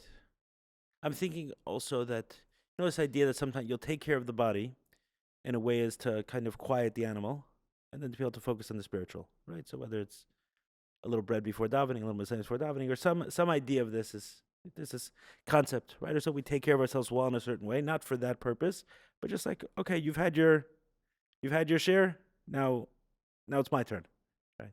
So kind of the why is like throwing a piece of meat to the brain. Okay, you got it? You're good? You're okay? You're not going to give me a hard time? You got your why, but obviously that doesn't bring the fullness of the experience to anyone, or the fullness of self to the experience. And now I'm discovering more of the why. Now that I've asserted, it's almost like now that I've asserted myself by saying, I'm doing it because I'm doing it. I'm doing it because it's an adventure, whatever. Now I feel much more like open to like learning about why. I don't feel it's not threatening. Right. So I'll hear why, and the why has its parameters. Okay, it's a reason. It's a reason that feeds the intellectual mind. Okay, but I'm bigger. My me is bigger than just the intellectuality, you know.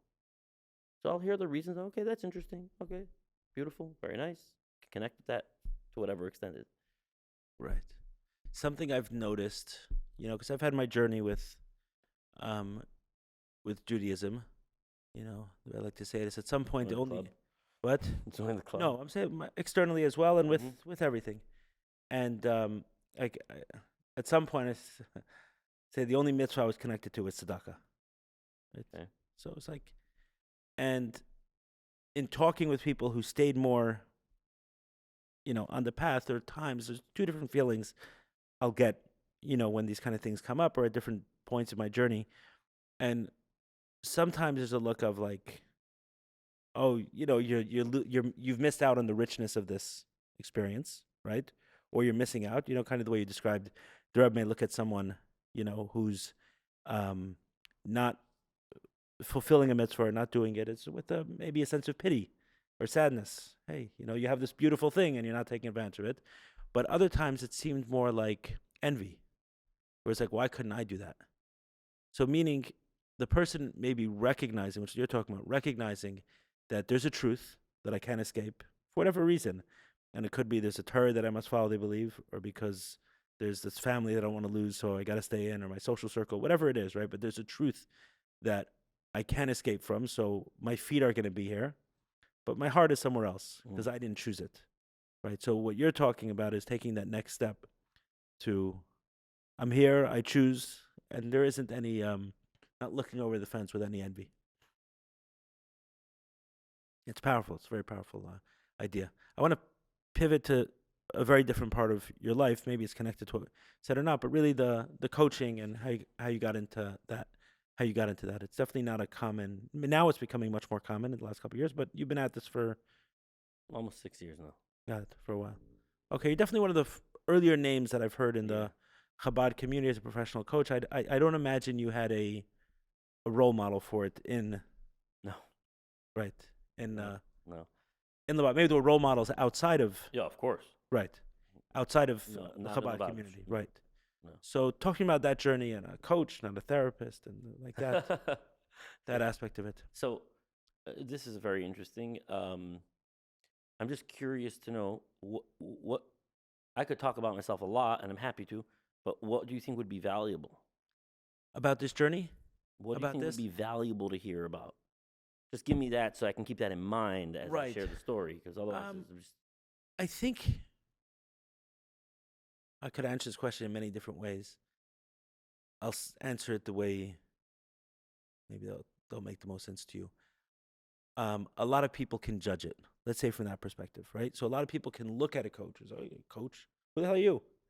You want to become a coach and tell me how to do it? Become a therapist, get a training, get a license, get everything else." Okay. So maybe that. Okay, so I myself have worked with both coaches and therapists. I have a podcast that I did a while ago with a close friend of mine who's become a coach. He was in recovery for a long time, and we did a therapy versus coaching. And he kind of highlighted in that conversation were aspects of a coaching relationship that's so radically different than a therapist relationship that not necessarily is it one better than the other, but for what someone is looking for, if someone is looking for a certain kind of relationship, that can come through a coach and it's not available to a therapist. So I'm delivering you the question as a judgment, just because, Good. That's how most people have it. Right. But it's, okay. For that person. Got it.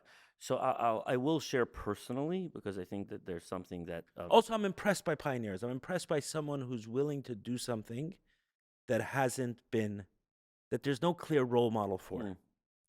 Right? Or the role models are sometimes, there's almost a role model for everything, right? There's no new invention under the sun, whatever. We're almost getting from, we're always copying from something. I mean, the Rebbe is my role model. Right, but you have right, but the true to me, journey, the Rebbe is the ultimate coach.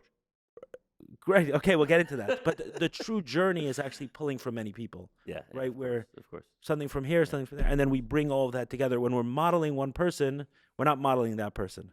Right. We're modeling the caricature of that person, because that person, if he's someone worth modeling, didn't model one person. Right. They brought a number of people together to create their personality.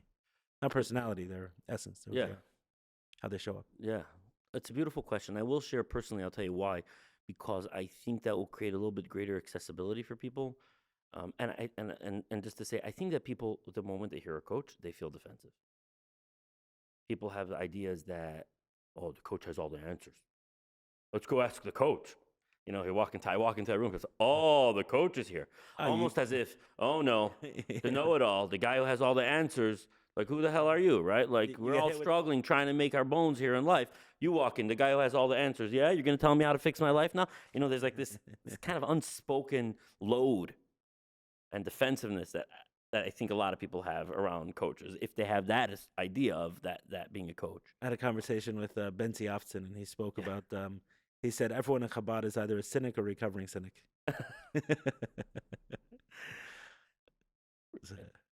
Everyone in the world, by the way. Maybe. But as a possibility, in any event. So I do want to share it personally, so so people can get a window into me. Forget about this title, coach. If I wouldn't have to use the word, I wouldn't. It's not a helpful word to me particularly. But anyway, so I'll share the story. So first of all, I'm a sofer. Yeah. I started Safros when I was 14 years old. It was a childhood fascination. I'm infatuated with the letters of the Sefer Torah, especially the Alter Rebbe's Ksav, which is something a lot more than just a font. There's a dance and an elegance and a spirituality and a transcendence and it's an art form too, but it's something, and also the halachos of Safros somehow just draw me. I could learn the halachos of Safros for hours on end, and it's fun. It's also nice that it's a little bit the stepchild of halacha, meaning most rabbanim don't know it. It's not learned in yeshiva, so kind of gives me a little playground where I could be unique and discover something new. Yeah, like also artistic, creative. It's interesting. Yeah. So, I teach Safros. I have a school of Stam in Crown Heights, Yeshiva Stam, and like I say, my work sells for a lot of money, Baruch Hashem. But shortly after I got married, I was in a very self-loathing place, in a very critical, harsh place How long are towards you myself. I'm married now for coming up to 12 years. Okay. Like, I had this internal dialogue, like, so what are you going to do now? You're going to be a sefer? That's how it sounded like in my brain. And to be, in all honesty, Safros is not an easy parnasa, and it would have been a perfectly fair question to ask. Like, what are you going to do now? You're going to be a sefer? What's your plan? How's that going to work out? Does that make sense? It says somewhere that seferim don't make a lot of money or something. A scribe doesn't... Gemara says that the Anshe Knesset Agdola fasted shalois ashu, that they shouldn't get rich. Doesn't mean that they need to be broke. Right. If you earn $200,000, $300,000, or $400,000 today in New York City, you're still far from rich. Right. You can get by, you can be comfortable, but you're far from rich. Right. Let alone if it's $100,000 or $200,000 and you're paying taxes. I'll forget about it. So the word doesn't say they have to be broke and dead poor. But anyway, it would have been a fair question to ask, but I wasn't asking it in a neutral way. I was asking it in a rhetorical. Right. It wasn't with curiosity. It was with condemnation. No, it was totally rhetoric, which is a very vicious thing to do to oneself when you masquerade self-condemnation. You mask it as curiosity. So the way it works is like this. You ask a question. What are you going to do? You're going to be a sefer? See, it's worded as a question, curiosity, but the energy of it is not a question at all. It's really, you're a real loser. You have nothing to do with your life except for this, thing that you've been doing since you're 14 that can't even make you rich. See, that's really, it happens a lot to people say, what are you, an idiot? It's worded like as if there's a question mark at the end, but the energy of it is an exclamation point. Right.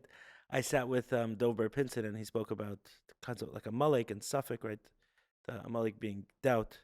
So he said a lot of people think the tikkun, the rectification, the way we overcome a malek is with certainty. I think with certainty. He said it's not. He said it's with curiosity. That's the way we... Exactly. Right. Exactly. So it's the reverse of what you're saying. You neutralize it. And yeah, Yeah. Beautiful. He's one of my teachers, by the way. Beautiful. So, and I really have tremendous compassion for myself today, like for ever having related to myself so harshly, especially around Safros. Safros is beautiful. Yes, you have to contend with how to turn it into a viable parnasa, and it's something you got to deal with. But it's beautiful and so precious to me. But at that point, I was just, that's what I was dealing with. So I thought, well, what else am I going to do? And I had been to therapy quite a bit by then. I had been to therapy for 3-4 years at that point. And I thought to myself, okay, well, why don't you go become a therapist? I mean, I was an insightful person. I knew that about myself, very insightful, very psychoanalytical. And I was like, go become a therapist. And then I said, why are you going to become a therapist? So you could prove something to someone that, no, you made it. Like, it was a very difficult time for me. And it was just so full of self-condemnation and harshness and judgment. There was no compassion for Fitz. There was no... Fitz wasn't allowed to be, you know. Fitz is from what name? Yosef Yitzchak. It's Okay. the Fey of Yosef, and Yud Tzaddik of Yitzchak pulled out is Fitz. I gotcha. So I said, okay, listen, I'm gonna become a therapist. So I went to school. I got a master's in social work, 2 years, the gamut, internship, and got my master's, got my license. Mind you, my experience in school was very, very painful because I was conflicted. Wasn't sure if I wanted to be there. You didn't choose it. I didn't choose it. Exactly. Now, I chose it, but I didn't choose it. Right. Then, when I finished school, it was like, just like from a financial perspective, it didn't make sense for me to start practicing therapy. I'd be getting $35 a session in an agency with hours and hours of paperwork, until you Right. climb in the ranks of that. So I said, let me take my sophos to the next level, because it was certainly more lucrative. I had this in my back pocket, right. And that's when I opened Yeshiva Stam, and I started professionally teaching the skill of writing the Alter Rebbe's Ksav. And I consider myself a trailblazer in that too, a pioneer in a structured, formal teaching of this craft. Meantime, I'd been to therapy for 5 years already. I'd gotten a master's degree in social work. I participated in numerous different, weekends, workshops, self-help, personal development, transformation, etc.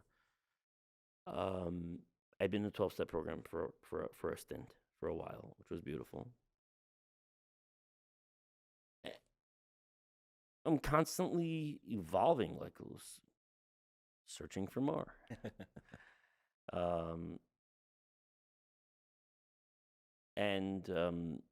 There came a certain point in time where I had this friend of mine who said, Fitz, you got a coach. And I'm like, what are you talking about? I don't know what you're talking about. You got a coach, Fitz. I'm telling you, you have so much to give the world. You can help so many people. You got a coach. For a long time, I just said, I don't know what you're talking about. And to be honest, I felt like all the work that I had done on myself, from 12-step to call the chauffeur, to going to school, to going to therapy, group and individual, to the books that I've read, and everywhere where I've journeyed, I felt that I needed to do that because I was so messed up. I had to do that to bring myself to level normal. Right. And I assumed that most people were already there, started off at level normal. So I just couldn't see how would I make a contribution as a coach. It really seemed ridiculous to me. Like, I wasn't wearing it as like a badge of honor that I did all these things. I thought I had to do all these things just to survive. Right. Now, in reality and in hindsight, there's no such thing as you had to do all these things. You chose to do all these things. And some people don't. And this is a lot of people, they have that same attitude, like, oh, I had no choice. I had to go into recovery. I had to go to therapy. I had to change. No, you didn't. You chose to. Right. And there are others who don't choose to. Right. With and much destroy worse their lives. Yeah, exactly. But it's something that's noteworthy for people to really consider that for themselves, so they can come to a greater appreciation of who they are and what they embody. And the importance of that is so that you can contribute. Like, if I don't know that I won the lottery, I can't give anyone any of the money. Right. I got to know that I won the lottery, or no one will ever benefit from it. And it's the same thing intrapersonally. Like, people have to know, like, what they embody and cherish it, or else it will be locked away from any of humanity ever really being able to benefit from it. Right. You have a So good he voice, kept and you don't telling even me know this. it. You won't sing. Right. So he kept telling me this. At a certain point, I'm like, okay, fine. Like, okay, let's say I do this. What do I do? Where do I start? So he's like, get all the books of, should I say the author's name? I guess so. He said, get all the books of Steve Chandler, who today is one of my coaches, by the way. He said, read all the books of Steve Chandler. I said, okay. So I went on Amazon. I started looking around. He's got 30, 40 books. And the first one that I read is a book called The Prosperous Coach. And it's a book about the business of coaching.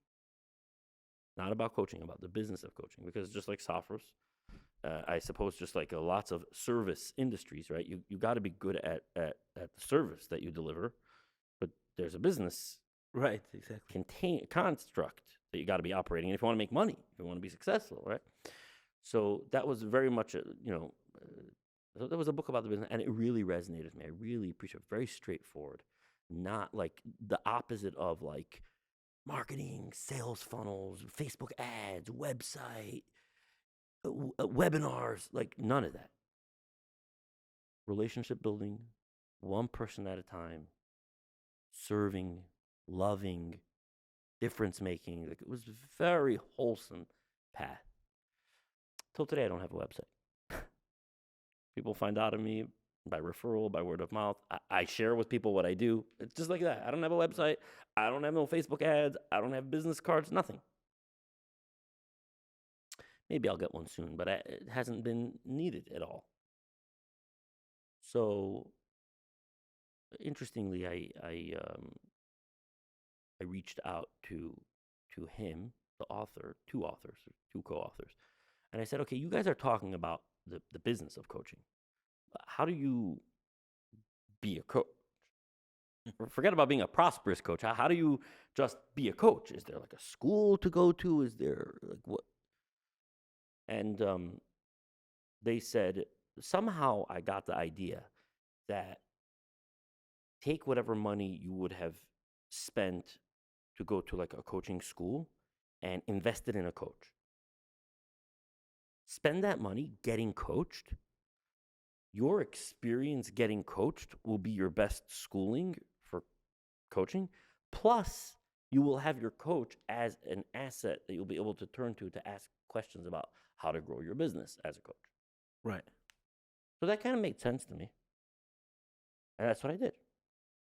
And it was beautiful. And I was working on other stuff too, meaning at that time I was Yeshiva Stam. I was working on filling up Yeshiva Stam. I had 9 students that year, thanks to my coach, helping me and encouraging me to how to go about and do that and fill up a group, and it wasn't cheap, the tuition, right? So it was a big deal. So I'm working on my life. I'm working on growing. I'm working on overcoming obstacles, beliefs, all the works, whatever. And that's what I did. So for me personally, it's all of these experiences, right? It's social work degree, master's in social work. It's 5 years being in therapy. It's 12-step program. It's all the books that I've read. It's the chauffeur. It's getting coached.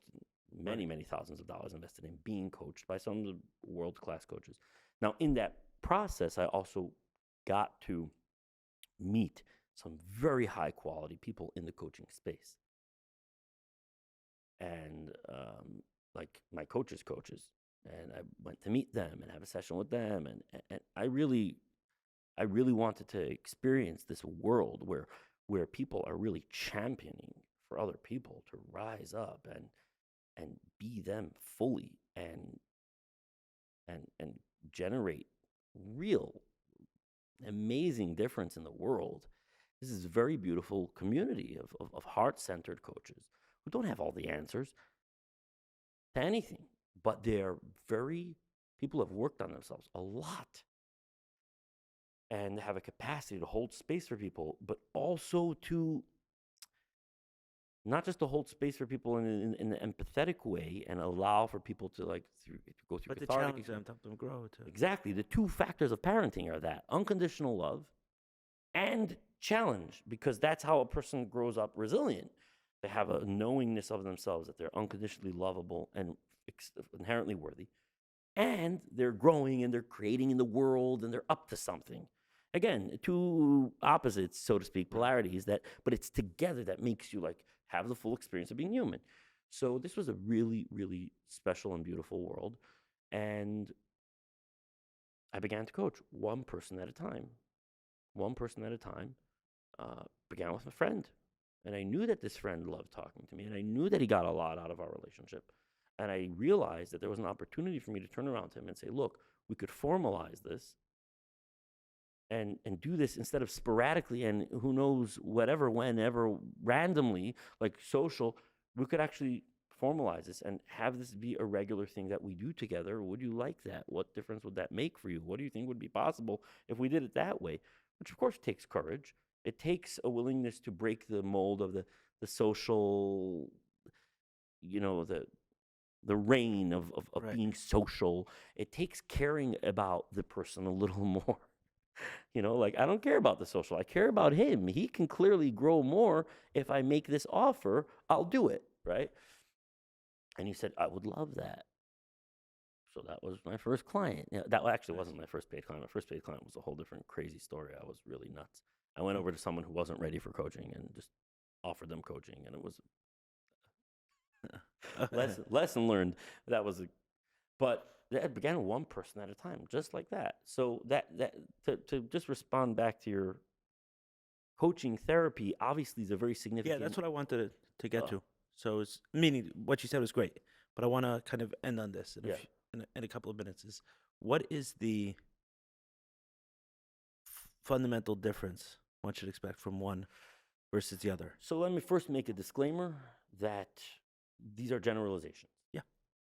And there are therapists that are operating with certain qualities of the kind of deep coaching world, and there are coaches that are maybe a little bit more psychotherapeutically inclined and operating like that.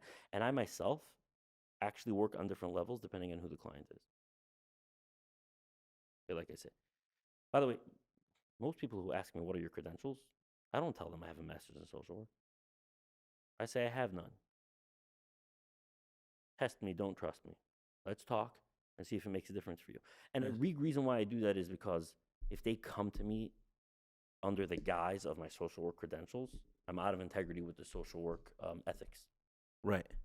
But another reason why I do it is because people always seek permission and validation and approval to be themselves and shine their light. So it's almost like, who gave you permission to be a coach? Show me your credentials. Show me your certification. And I say, I don't have any. Would you like to live without permission? That's what I stand for. So if there's some dream that you've got, some desire that you've got that wants to be released into the world, and you want to cut out all of the different obstacles that you would otherwise, subject yourself to, I got to get this certification and this credential, and I have to be approved by this one and that one before I can make a difference and serve powerfully and be successful, I'm your guy. If you want to go through the whole hierarchy and structure of the world before, so after 30 years, maybe you get somewhere, no problem, I'm not your guy. But those are generalizations, coaching and therapy. So that being said, one way of saying it is coaching is about the past, therapy is about the past, coaching is about the future. Therapy is a place that, to a very large extent, people work on healing from their past. Coaching is very much futuristically oriented, which is like, okay, so let's say you healed from all your issues. Now what? One is a doctor, one is a trainer. You can say it that way. It's like, now what? And a lot of people believe that, and it's a mistake, a lot of people believe that if only I'll get rid of my issues, then I'll be off and running automatically. It's not true. Right. To go out into the future, to create, to achieve, you've got to bring intention, you got to set goals. It doesn't happen. It doesn't just happen. So that's one difference. Another difference is that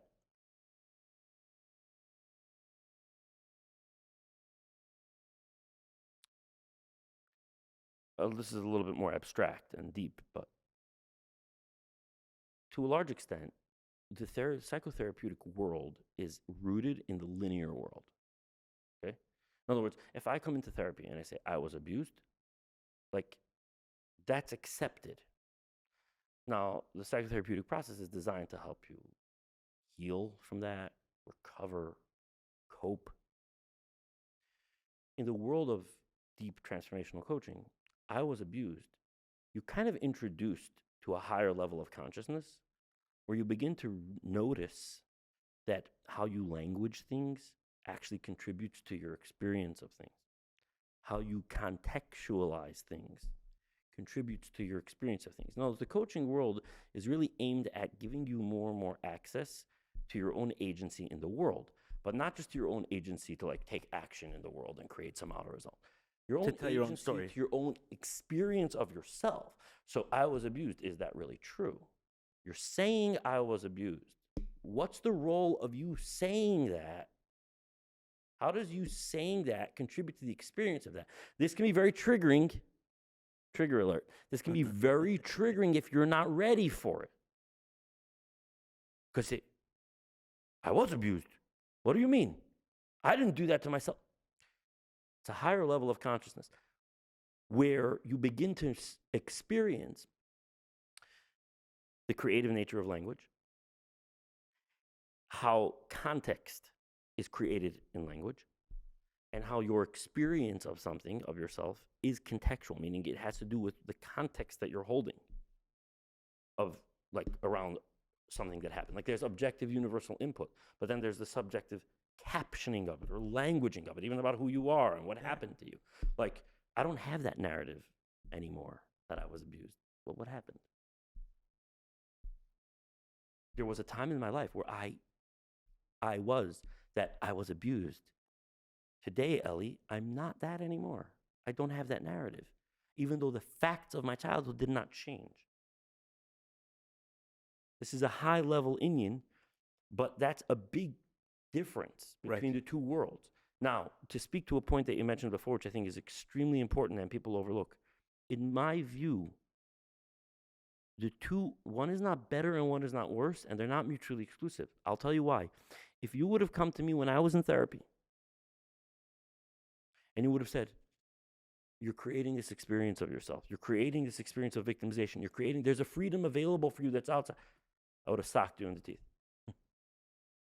Myself, I wasn't ready to hear that. My mind, my ego still had such a strong hold on me. And my narrative and the way I was contextualizing and the way I was attached and identified with those stories was so strong. If you tried to get in between, I'd consider you part of the abuse. You're not validating me. You're not acknowledging me. You're not giving me space. You're not empathizing. You're identifying with the abuser. So this one was right and that one was right. Is that what you're telling me? Right. What does it show me? It shows me I needed to go through a period of psychotherapy.